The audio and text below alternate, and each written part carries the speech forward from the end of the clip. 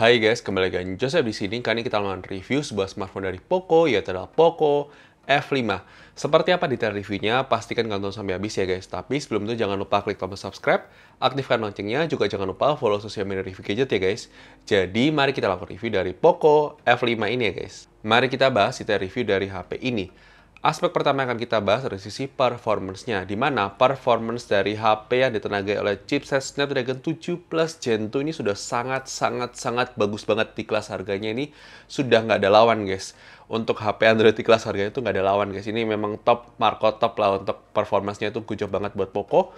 Dan untuk benchmark sendiri kita uji coba menggunakan Geekbench, kalian bisa lihat skornya di layar kalian. Itu bagus banget. Kemudian kita uji coba 3D Mark Wildlife Extreme Stress Test, kalian juga bisa lihat skornya di layar kalian. Kemudian terakhir kita uji coba menggunakan PC Mark. Overall secara scoring pun itu sangat bagus banget ya guys. Kemudian bagaimana dengan gaming sendiri? Nah, kita uji coba game Mobile Legends, kalian bisa lihat settingnya, level playable-nya, durasinya, baterainya, semua di layar kalian. Dan itu sangat bagus banget. Memang akan ada sedikit throttling ketika kalian pakai buat gaming 2-3 kali game ya, 2-3 kali match ya. Dan itu akan throttling tapi tidak parah ya guys throttlingnya. Dan itu masih oke dan kalian bisa lihat dapat rata-rata FPS-nya ketika throttling itu segini ya guys. Dan itu sudah sesuatu yang bagus ya guys. Kemudian untuk game Genshin Impact juga kita uji coba untuk settingnya, level playable-nya, durasinya, dan baterai semua di layar kalian. Overall juga sangat lancar banget di HP ini. Kita pakai varian RAM 8GB yang artinya itu adalah base modelnya saja. Itu sudah bagus banget secara performance. Apalagi kalau kalian ambil yang RAM 12GB. Itu pasti lebih bagus lagi untuk gaming dan multitasking ya guys. Overall dari sisi performance kita tidak ada komplain dari Poco F5 ini sudah bagus banget ya guys. Kemudian aspek berikutnya yang kita bahas dari sisi kameranya.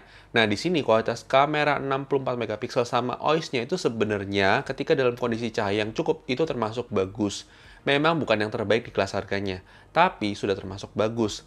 Dan untuk videonya sendiri juga sudah termasuk oke, tapi dalam kondisi low light untuk kamera depannya khususnya itu memang lebih softening, tapi ya itu wajar ya guys. Untuk itu mungkin akan sedikit trade off oleh Poco ketika memberikan performance yang luar biasa. Dan ya kalian bisa lihat untuk sampel foto dan videonya selainnya guys. Oke guys, kali ini kita mau uji coba kamera depan dari Poco F5. Jadi kita gunakan buat vlogging seperti ini ya guys untuk kualitas gambarnya. Dan untuk kamera depannya kita perlu apresiasi Poco, dia memberikan kamera depan dengan resolusi 1080p 60 frame per second. Jadi kalau kalian mau pakai buat perekaman 60 fps itu sangat bisa banget dan itu bagus banget buat kebutuhan konten nih guys. Jadi kalau misalnya kalian pakai buat vlogging kurang lebih seperti ini untuk kualitas gambarnya, kualitas audionya, kualitas mikrofonnya. Tapi silakan semua komentar. Kalau kita lihat ini secara dynamic range itu memang belakang kita tuh putih ya, langitnya agak putih. Tapi kalau misalnya kita balik di sini ya, sini masih ada biru-birunya memang guys, tapi ya ini memang konsistensi untuk dynamic range untuk kamera depan untuk video itu masih belum terlalu yang sampai bagus banget ya guys. Tapi ya silakan semua komentar mengenai kualitas kamera depannya, apakah menarik atau tidak, silakan semua komentar ya guys. Oke guys, kali ini kita melakukan perekaman untuk kamera belakang dari Poco F5. Jadi kalau kita gunakan buat perekaman video ini dalam kondisi cahaya yang cukup ya guys. Dan kita rekam ini pakai handheld tanpa bantuan tripod, mini tripod. Dan ini dia ada OIS-nya untuk kamera belakangnya 64 megapiksel dan bisa merekam hingga 4K 30 frame per second. Juga ada opsi untuk 1080p 60 frame per second. Tapi kalau menurut kita sih ini termasuk bagus banget ya guys untuk kualitas kameranya, kalau misalnya dalam kondisi cahaya yang sangat-sangat cukup banget. Tapi ini juga mungkin berkat ISP-nya juga yang oke banget ya guys. Kalau misalnya kalian lihat secara dynamic range, secara tone warna, ini warnanya juga mendekati warna naturalnya. Jadi nggak terlalu di boost, warnanya juga bagus ya. Dan oke ya guys, menurut kita sih termasuk oke. Tapi kita nggak tahu mikrofonnya seperti apa. Tapi silakan terus komentar mengenai kualitas kamera belakang dari Poco F5 ini ya guys. Oke guys, kali ini kita menguji coba kamera ultra wide-nya. Jadi misalnya kalau kalian lihat secara kamera ultra wide itu tentunya kualitasnya tidak akan sama dengan seperti kamera utama. Kamera utama ada OIS, kamera ultra wide tidak ada OIS. Tapi menurut kita sih selama cahayanya sangat cukup, ini tuh masih oke banget guys untuk dipakai buat perekaman video. Tapi kalau cahayanya cukup ya guys. Tapi kalau misalnya kalian cahayanya memang kurang dalam low light, kita sarankan pakai kamera utamanya aja. Dan ini menarik banget ya untuk kualitas kamera belakang dan ultrawide-nya. Tapi sekedar informasi juga, kamera ultrawide tidak bisa merekam hingga 4K, dia maksimal 1080p 30 frame per second. Dan kalau kalian lihat secara kualitas gambar ini warnanya juga oke, naturalnya juga oke. Dan gimana menurut kalian? Menarik atau tidak? Silahkan terus berkomentar mengenai kualitas kamera ultrawide dari Poco F5 ini ya guys. Oke guys, kali ini kita menguji coba kamera depan dalam kondisi low light ya guys. Jadi ini kondisi malam hari dan ini kondisi cahaya yang memang kurang. Dan bisa kalian lihat di sini memang termasuk cukup lumayan ya guys, untuk kelas harga 4 juta ini termasuk lumayan. Dan gimana menurut kalian? Ini mungkin kayak berkat ISP-nya dari Snapdragon 7 Plus Gen 2 yang memang bagus ya untuk perekaman video. Tapi silahkan sudah komentar mengenai kualitas kamera depan dalam kondisi low light ya guys. Oke guys, kali ini kita menguji coba kamera belakangnya dalam kondisi cahaya yang kurang low light alias dalam malam hari. Kalau bisa kita gunakan buat vlogging seperti ini, untuk kualitas kameranya kurang lebih seperti ini.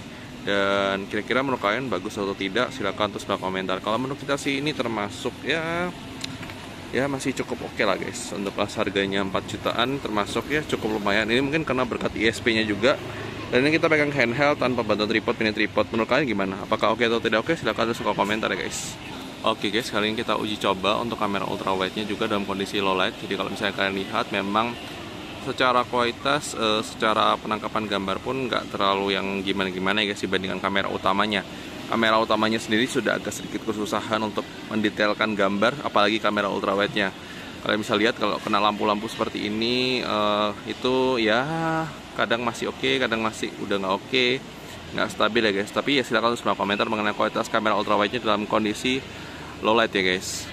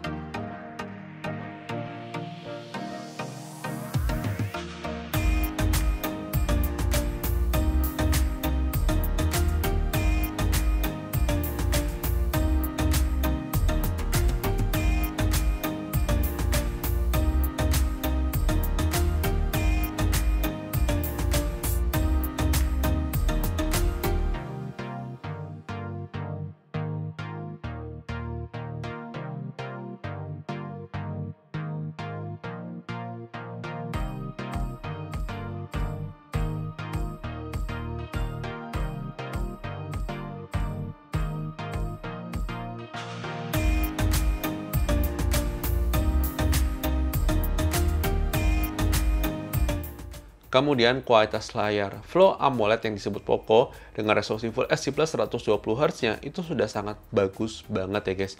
Dan itu cocok banget buat dibuat terik matahari pun juga terlihat dengan jelas. Itu berkat 1000 nits yang bisa dicapai oleh layar ini ya guys. Kemudian dari sektor kualitas dual speaker di HP ini juga termasuk bagus. Kalian bisa dengarkan kualitas speakernya di video unboxing ya guys. Kemudian dari sektor baterai life sendiri, ini HP yang punya baterai life yang termasuk awet banget untuk kelas harga 5 jutaan. Dan ini berkat chipsetnya yang memang fabrikasi 4 nanometer itu ya guys. Kemudian dari sisi kecepatan charging sendiri, HP ini sudah dibekali oleh kepala charger 67 watt yang bisa full charge dalam waktu sekitar 45 menit sampai 50 menit ya guys. Kemudian dari sisi kelengkapan fitur sendiri, HP ini sudah termasuk lengkap. Sudah ada side fingerprint scanner, sudah ada face unlock, sudah ada NFC, air blaster, dan sudah 5G ready guys. Kemudian HP ini punya desain yang cakep ya, desainnya termasuk cakep, khususnya yang warna putih ini. Sampai langka banget guys untuk stoknya, warna putih ini memang karena bagus ya guys. Hal-hal penting yang perlu kalian ketahui ketika membeli HP ini. Dimana yang pertama, HP ini tidak memiliki slot micro SD. Jadi kalian harus puas dengan storage 256 GB yang harusnya untuk kebanyakan orang itu sudah sangat-sangat cukup banget ya guys. Kemudian HP ini sudah support virtual background zoom berkat chipset Snapdragon 17 Gen 2-nya. Kemudian menurut kita salah satu kekurangan dari Poco ini adalah dari sisi bagian belakangnya ini yang terkesan murah ya guys, memang terkesan murah karena dia plastik dan plastiknya itu ya menurut kita tuh masih kerasa kalau ini nggak kelas harga 5 jutaan, tapi mungkin kelas 2 jutaan, 3 jutaan, atau mungkin di bawahnya malahan kelas plastiknya ini ya. Tapi ya mungkin itu yang di trade off oleh Poco dan kita sih nggak ada masalah karena yang performance yang ditawarkan sudah bagus banget ya guys. Kemudian yang kita perlu apresiasi dari Poco F5 ini adalah dia sudah menggunakan Android 13 out of the box. Tidak seperti saudaranya yang masih menggunakan Android 12, tapi di sini sudah pakai Android 13 out of the box. Dan itu sudah bagus banget ya guys. Itu dia tadi adalah detail review dari HP Poco F5 ini. Kalau menurut kita sendiri, dari harganya sendiri, ini sudah pasti layak banget untuk dibeli ya guys. Mau kalian mau bandingkan apapun yang ada di HP ini, itu menurut kita itu sangat-sangat layak banget ya guys. Ingat ya guys, Snapdragon 17 Gen 2 itu sudah bagus banget ya guys. Di kelas harga 5 juta dan 5,3, 5,4 yang untuk varian tertingginya, itu sudah sangat worth it parah. Dan menurut kita, Poco kucu banget ya memberikan harga HP ini sudah bagus banget. Dan kalau misalnya kalian memang incer performance, sudah tidak diragukan lagi. Ini adalah HP terbaik di kelas harga 5 jutaan yang punya performance ya guys. Dan itu yang bisa kita sampaikan dari review ini. Kalau kalian punya pendapat yang berbeda, silahkan tulis ke komentar. Dan jangan lupa like video ini kalau suka, dislike aja kalau nggak suka.